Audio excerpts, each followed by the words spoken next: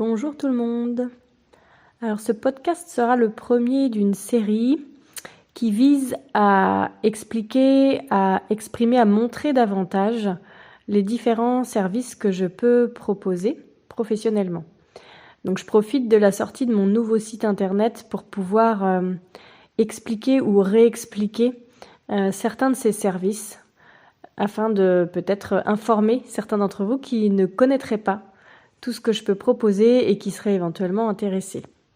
Aujourd'hui, je voudrais commencer par la traduction de bébé in utero, c'est-à-dire qu'on va aller traduire ce tout petit qui se trouve à l'intérieur du bidon de sa maman. Alors, comment on va faire ça? Pourquoi on va faire ça? Qu'est-ce qu'on peut attendre de ces séances? Qu'est-ce que je ne fais pas pendant ces séances? Voilà, on va parler un petit peu de tout ça. Et bien entendu, si vous avez des questions à poser après cette écoute, n'hésitez pas en commentaire à les poser et je me ferai un réel plaisir d'y répondre. Alors, comment est-ce qu'on fait concrètement pour donner la parole à bébé quand il est à l'intérieur du ventre de sa maman? Alors déjà, il est important pour moi de rappeler qu'est-ce que ça va être, je dirais factuellement, matériellement parlant, la traduction de bébé. Parce que quand je parle de traduction de bébé, souvent les gens font l'amalgame, ah bah oui, moi aussi je fais ça, j'ai appris à mon bébé, même si c'est pas in utero à ce moment-là, j'ai appris à mon bébé le langage des signes, donc voilà, j'arrive à le traduire, il me dit quand est-ce qu'il veut un gâteau, quand est-ce qu'il a chaud, ça n'a absolument rien à voir avec bébé qui apprend la langue des signes. Ça n'a absolument rien à voir avec ça. Peut-être si vous connaissez la communication connectée, alors ça va peut-être vous parler davantage parce que ça s'en rapproche un petit peu plus. Donc la communication connectée, c'est qu'on est connecté à notre bébé et qu'on va réussir à communiquer avec lui comme si en fait on pouvait avoir accès à ce qu'il nous dit même s'il n'a pas la parole. Sauf qu'en traduction de bébé, on va aller traduire une autre une autre vibration de bébé. On va pas aller traduire sa personnalité, on va aller traduire ce que moi j'appelle sa sagesse. Cette part qu'on a tous en nous, qu'on soit un bébé ou déjà un grand, qu'on soit incarné ou décédé, qu'on soit animal, peu importe, cette sagesse, elle est présente en chacun de nous, elle est là en tout temps et on peut la contacter pour savoir quelles sont les étapes à passer et comment les passer. Moi, j'aime bien dire que la sagesse, elle sait tout de nous, tout ce par quoi on est passé et toutes les solutions pour pouvoir dépasser ces événements, même si ce sont des événements du passé qui sont toujours parlants et souffrants au présent. Donc pour traduire un bébé in utero, on va faire de la même façon qu'avec un bébé déjà né. Et on peut donner la parole à bébé in utero dès sa conception, puisqu'il existe aussi, et ça ce sera le sujet d'un prochain partage, on peut donner la parole à bébé en préconception, c'est-à-dire que bébé n'est pas encore arrivé, soit j'ai un projet bébé et donc je tiens à traduire l'âme ou les âmes qui seraient intéressées pour venir au creux de mon bidon, ou bien je n'arrive pas à accueillir de bébé et du coup je voudrais aller traduire la sagesse pour savoir qu'est-ce qui se passe, où sont les difficultés, pourquoi ça ne fonctionne pas. Bon, ça c'est pas le sujet du jour, mais c'était juste pour vous préciser qu'on peut aller traduire un bébé in utero, puisque même au-delà, on peut aller le traduire quand il n'est pas encore fabriqué, entre guillemets, physiquement. Alors quand il y a déjà un petit bébé, un petit corps qui est en train de se fabriquer, la plupart du temps, il y a déjà une âme qui lui est allouée. Donc on peut aller traduire la sagesse qui est en lien avec cette âme. La sagesse, de toute façon, elle est, je dirais, commune à tout le vivant, mais elle a comme un rayon de soleil, en fait, on a le gros rond central qui est commun, et il y a les rayons qui commencent un peu à s'individualiser. Donc la sagesse, quand je dis la sagesse de bébé, bien sûr c'est le commun, c'est la sagesse, mais c'est le rayon particulier qui va aller jusqu'à bébé, jusqu'à après donner son âme et sa personnalité en tant que petit être incarné dans cette vie-là. Alors comment on fait? Moi je travaille avec plusieurs choses. Je travaille avec avant tout ma médiumnité, ma capacité en fait à être en lien avec tout être vivant. qu'il soit, comme je vous le disais tout à l'heure, bébé ou adulte, qu'il soit animal ou humain, qu'il soit vivant ou décédé.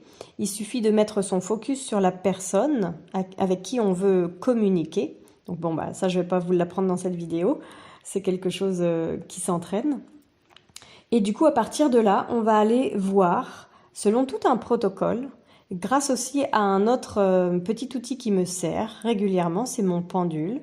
On va aller poser des questions à la sagesse de ce petit être, s'il nous en donne l'autorisation, pour comprendre ce qui se passe pour lui dans son monde intérieur. On peut aller traduire ce petit être à partir d'un thème particulier ou en ouvrant large. C'est-à-dire qu'il y a des parents qui viennent me voir, moi je leur propose ce qu'on appelle les séances carte blanche. Ce sont des séances où on n'a pas de questions particulières à poser, on n'a pas de problème particulier à aller visiter. Donc on ouvre une séance carte blanche et bébé va pouvoir venir déposer ce qu'il a besoin de déposer sur la table, partager avec ses parents ce qu'il a besoin de partager avec eux, afin qu'on puisse créer un lien encore plus serré, plus intime, plus authentique, qui amène plus d'amour, plus de sécurité, parce qu'on a cette sensation d'être entendu, d'être écouté, d'être compris, donc d'avoir une place, donc d'être en sécurité tout simplement. Autrement, la plupart du temps, les gens qui viennent me voir sont des gens qui ont un bébé avec des difficultés. Que ce soit un bébé qui a un retard de croissance in utero, un bébé qui ne se retourne pas alors qu'il est à moins d'un mois de sa date prévue de naissance, un bébé à qui il manque du liquide amniotique dans la poche, un bébé qui aurait une mauvaise, j'allais dire une mauvaise position, on n'est pas forcément en siège, on peut être aussi en travers, un bébé qui a une malformation, un bébé avec le placenta qui va être placé de telle façon que l'accouchement risque d'être un peu difficile. Voilà, toutes les difficultés qui appartiennent à un bébé in utero ou à une femme enceinte peuvent être un point de départ pour traduire. Et quand on va aller traduire soit bébé, soit maman.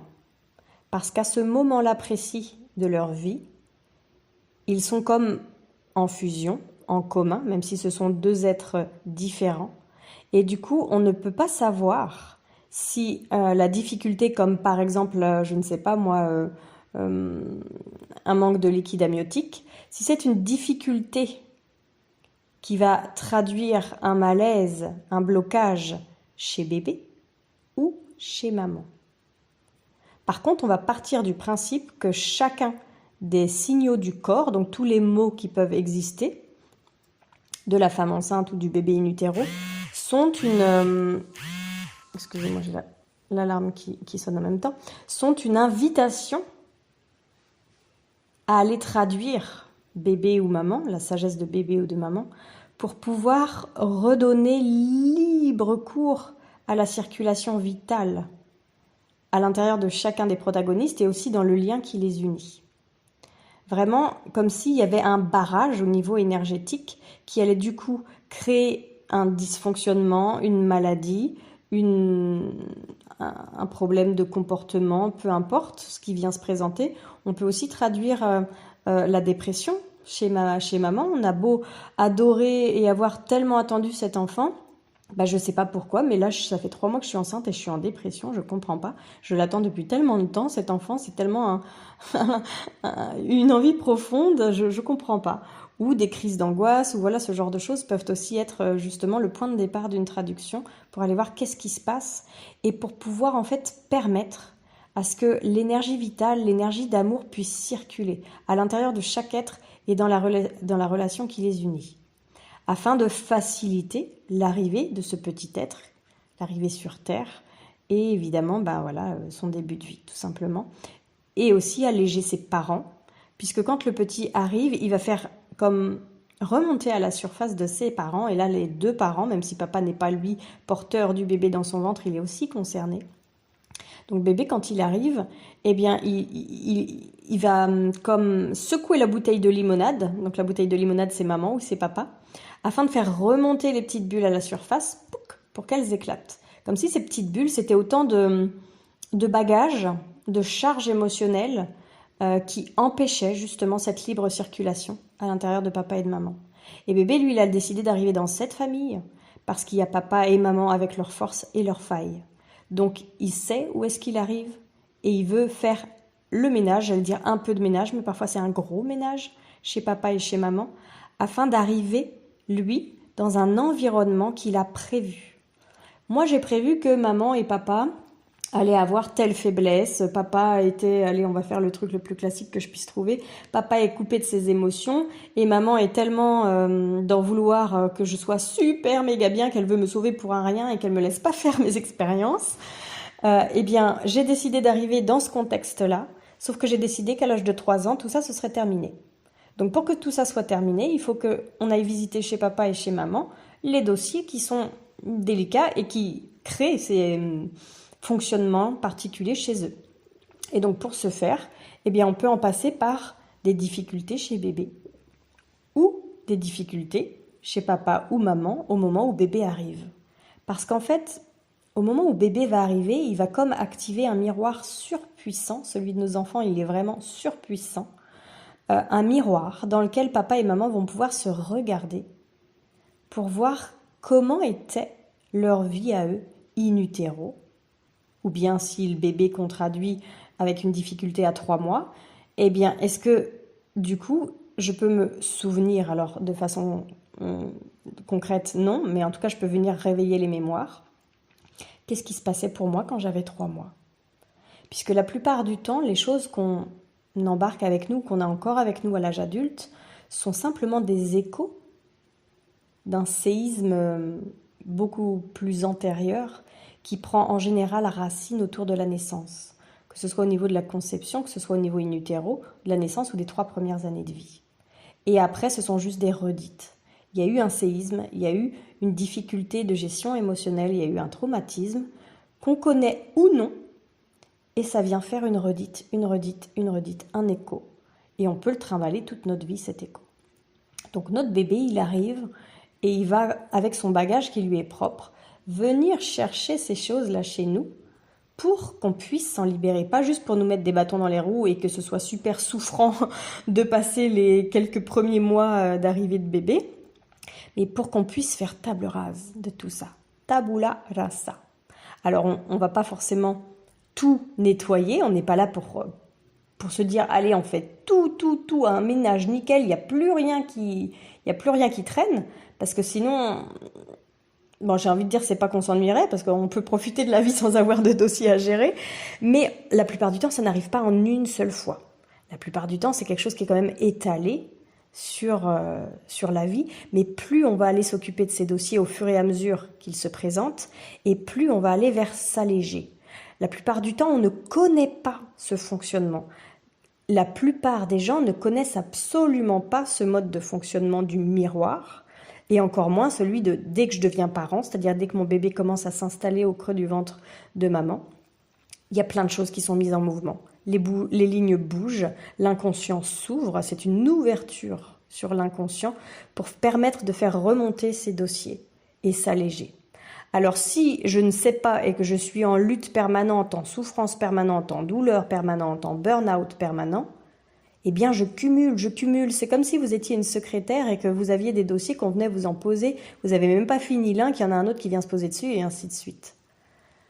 N'ayez crainte, même si vous avez cumulé plusieurs années, il est tout à fait possible de rattraper le retard en allant voir le premier dossier, celui qui est tout en dessous de la pile.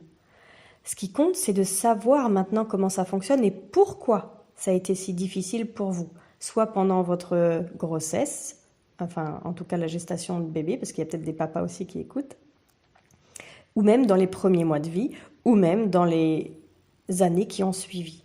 Tout ça, c'est possible d'aller le ranger, s'en occuper maintenant et le ranger, le visiter pour que ça puisse être classé. Allez hop, on met ça dans les archives. Alors comment ça se passe concrètement? Une séance de traduction de bébé in utero, donc la première séance est toujours une séance d'1h30, parce que j'ai besoin de faire un peu connaissance avec le système dans lequel arrive bébé, que ce soit donc son papa, sa maman, un peu prendre la température de chacun d'entre eux, voir s'il y a des frères, il y a des sœurs, quel contexte est celui de son arrivée, comment il a été conçu, est-ce qu'il a été attendu tellement longtemps, il n'arrivait pas à arriver et enfin il est là, est-ce que c'était plutôt un bébé surprise, un petit dernier arrivé mais qu'on voulait pas trop mais qu'on est quand même heureux d'accueillir, voilà, est-ce que c'est un bébé qui est issu d'une procréation médicalement assistée, est-ce que c'est un bébé qui a 2 mamans, est-ce que c'est un... Voilà, on va aller voir un petit peu tout le contexte de bébé, parce que bien entendu, tout ce contexte-là a une énorme importance, moi déjà pour la compréhension que je vais en faire quand je vais recevoir les informations, mais aussi tout simplement parce que ça, voilà, ça pose un petit peu, je dirais, les jalons pour savoir dans quel paysage on va aller voyager pour aller traduire bébé. Donc la première séance dure 1h30, les séances suivantes peuvent durer 1 heure ou 1h30 au choix des parents. Et elles peuvent être espacées la plupart du temps environ de 3 à 4 semaines et parfois moins si par exemple on a ouvert un dossier lors de la première séance qui n'est pas complètement clôturé.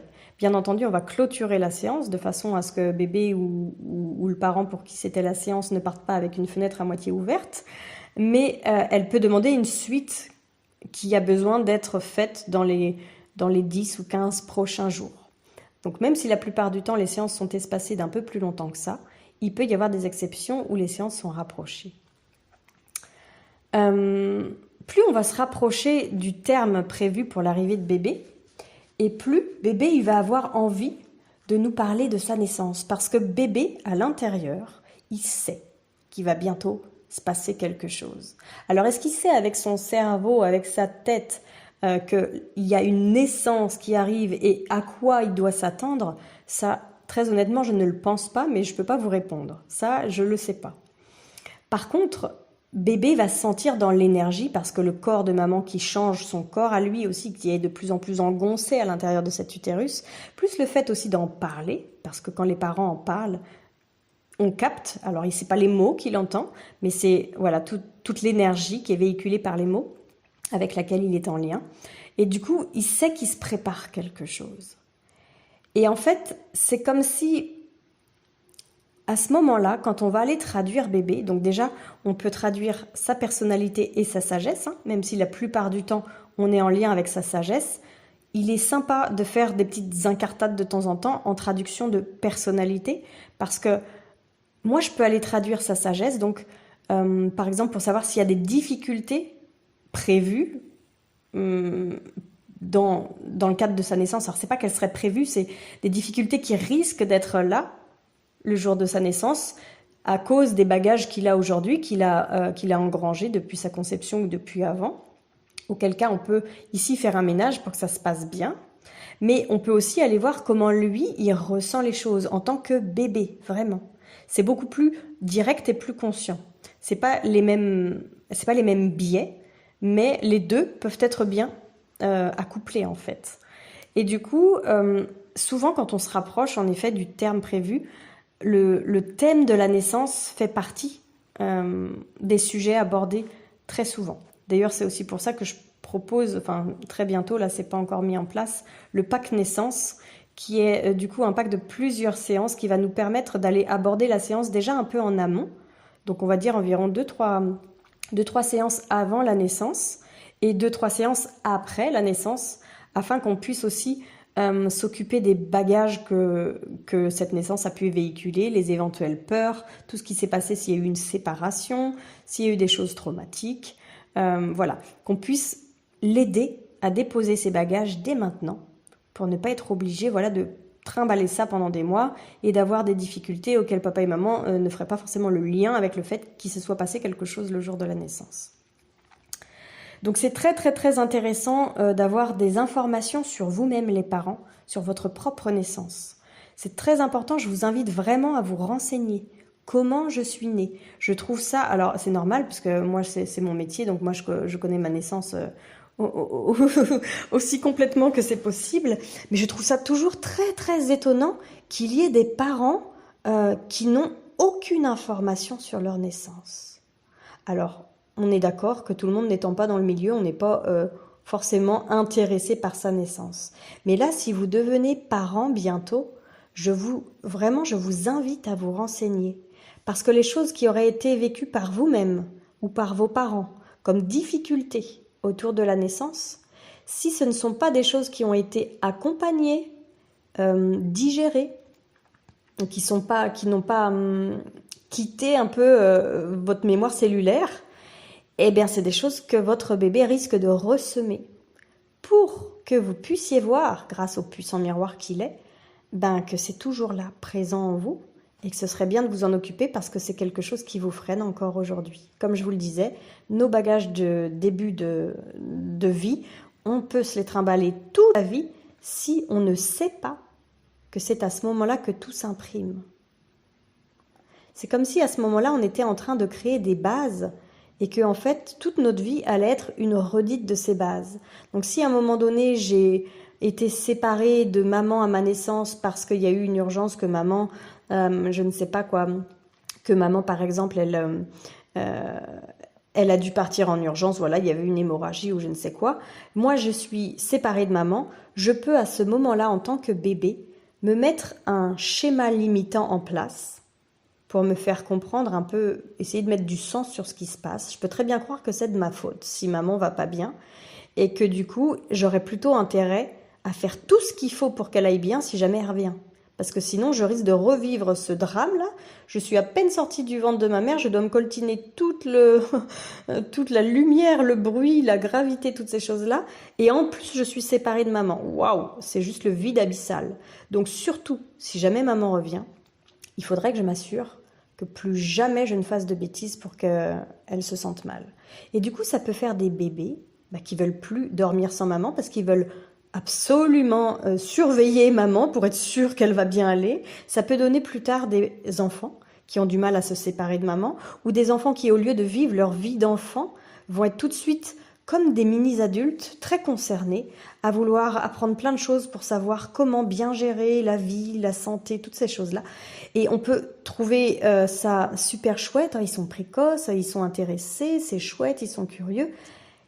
C'est quelque part une force et c'est en même temps quelque part une faille. C'est une douleur, c'est une blessure qui n'est pas accompagnée. Si on accompagne cette blessure, ils se libèrent de la charge émotionnelle et ils gardent potentiellement, si c'est bon pour eux, leur intérêt, leur curiosité pour toutes ces choses-là. Donc voilà pourquoi on parle souvent de naissance. Et donc c'est vraiment important que vous alliez visiter votre naissance, que vous posiez des questions. Après, si vous n'avez pas toutes les réponses, ça n'est pas grave. De toute façon, vous aurez les réponses qui sont bonnes pour vous. Il y a des choses que votre enfant il a prévu de venir vivre. Et s'il a prévu de venir vivre une césarienne, alors que vous, c'est votre grande hantise et qu'il ne faut surtout pas qu'il y ait une césarienne, vous pouvez faire tout ce que vous voulez, autant de séances que vous le voulez. Si ça n'est pas prévu dans son agenda d'incarnation, là, de naître par voie basse, que lui, il a prévu la césarienne parce que c'est le terreau idéal dans lequel arriver pour lui, pour pouvoir faire toutes les expériences qu'il a prévu de venir faire ici sur Terre, c'est ça qui va se passer. Moi, je n'aurai pas accès à quelque chose qui va aller contre l'agenda d'incarnation du petit que vous portez. Voilà, je suis en train d'essayer de réfléchir s'il y a autre chose que j'aurais aimé vous partager, parce que c'est pas quelque chose que j'ai préparé, donc je suis en mode improvisation. Est-ce qu'il y a autre chose ? Bon, si, il y a une petite chose qui me semble intéressante à partager avec vous, ce sont les différents points qu'on peut justement aller traduire, qui sont souvent des invitations, comme j'en ai cité quelques-uns tout à l'heure, mais d'essayer de citer un peu plus largement les différents symptômes, entre guillemets, qui peuvent être justement un bon point de départ pour une traduction. Donc déjà, il y a tous les mots, on va dire, de début de grossesse qui sont intéressants à aller traduire. Tous les mots type fatigue, nausée, vertige, déprime parfois aussi, où on va se dire mais c'est normal, ce sont les hormones. Vous savez, on dit souvent ça. C'est normal que je sois fatiguée, c'est normal que j'ai des nausées, c'est les hormones. Alors si c'était normal, alors déjà normal, ça veut dire que c'est dans la norme, ça ne veut pas dire que c'est comme ça et que ça ne doit pas être autrement et que c'est bon. C'est juste, c'est dans la norme. Ça veut dire qu'il y a beaucoup de gens, il y a un genre de moyenne pour qui ce genre de choses arrive. Mais si c'était vraiment normal comme on l'entend quand on l'emploie comme ça de façon un peu vulgarisée, c'est-à-dire que c'est comme ça et ça veut dire qu'il n'y a pas de problème en fait. Si c'était vraiment normal, ça voudrait dire que si on prend l'exemple des nausées par exemple, ça voudrait dire que toutes les femmes enceintes ont des nausées pendant 3 mois et que hop, quand on arrive dans le deuxième trimestre, ça s'arrête. Ça, ce serait, s'il n'y avait aucune raison d'aller traduire les bébés quand les mamans ont des nausées lors du premier trimestre de grossesse, eh bien, ça voudrait dire que toutes les mamans ont des nausées. Ça n'est pas vrai. Moi, j'en connais plein qui en ont eu et j'en connais plein qui n'en ont jamais eu. Donc, à partir du moment où j'ai quelque chose qui arrive et que c'est inconfortable, je sais que je peux aller le traduire. Pas forcément pour faire que ça s'arrête. Après, si ça s'arrête, j'ai envie de dire, c'est génial, c'est plus confortable. Mais simplement parce qu'on va partir du point de départ que un mal, des mots, M-A-U-X, ce sont des messages du corps pour se dire, puisqu'il n'a pas les mots M-O-T-S. Donc, que ce soit des nausées, que ce soit de l'œdème, que ce soit des sciatiques, que ce soit des malaises, que ce soit des contractions qui sont là alors qu'elles ne devraient pas, le fait de devoir être alité, que ce soit un changement brutal de caractère, j'en vois paître tout le monde, je suis en colère, je suis pétrifiée, je suis en crise d'angoisse tout le temps, que ce soit des reflux gastro-œsophagiens, que ce soit une prise de poids énorme ou que ce soit une prise de poids qui n'a pas lieu justement. Toutes ces choses qui sont typiques de la femme enceinte peuvent venir nous parler d'un malaise de bébé ou d'un malaise de maman. Et si on s'en prémunit, si on vient traduire ça en avance, on peut s'assurer de comprendre ce qui se passe à l'intérieur de chacun de nous afin de faire que le chemin après soit plus confortable.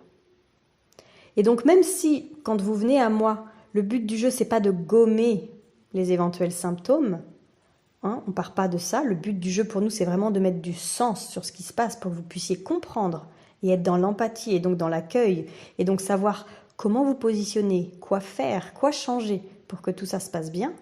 Ça, c'est vraiment la raison pour laquelle vous venez à moi. N'empêche que la cerise sur le gâteau et donc par effet cascade, ce qui peut se passer, ce sont que les maux physiques ou d'ordre comportementaux ou mentaux ou psychiques ou peu importe, se calment, voire s'arrêtent.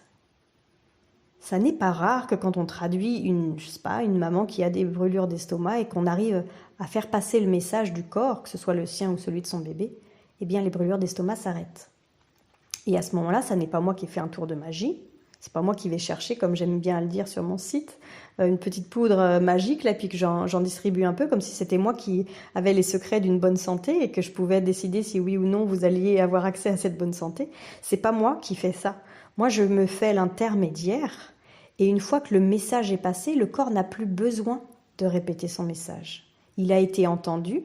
Si vous mettez en place les choses pour que le message qu'il vous délivre ait servi à quelque chose, il n'a plus besoin de crier. C'est comme un bébé. Si un bébé, il se met à pleurer, mais qu'on vient le voir et qu'on comprend et qu'on lui donne le biberon, une fois qu'il a son biberon, il arrête de pleurer. Si par contre, on le regarde et on dit « qu'est-ce qu'il y a ? Qu'est-ce qu'il y a ? Qu'est-ce qu'il y a ?» et que personne ne le comprend, il va pleurer, il va pleurer, il va pleurer de plus en plus fort. Votre corps, c'est la même chose. Donc, toutes les difficultés de femme enceinte peuvent être notre point de départ et toutes les difficultés de bébé, comme on l'a vu tout à l'heure. Voilà, écoutez, si vous avez des questions, ce sera vraiment avec grand plaisir de pouvoir y répondre. Et donc la prochaine vidéo que je vous propose, enfin c'est pas une vidéo parce qu'il n'y a pas d'image, mais le prochain partage que je vous propose, ce sera celui qui va parler justement de la traduction de bébé, la traduction de sagesse en préconception. C'est-à-dire soit j'ai un projet de bébé, j'ai envie d'accueillir son âme avant même qu'il soit fabriqué, ou bien je n'arrive pas, puisque c'était à la base pour ça que j'ai créé ces séances-là, je n'arrive pas à avoir d'enfant. Est-ce qu'on peut aller voir où ça bloque? Voilà, c'était un plaisir de partager tout ça avec vous. Je vous dis à bientôt pour vos questions si vous en avez, avec grand plaisir. Et sinon, à bientôt en séance.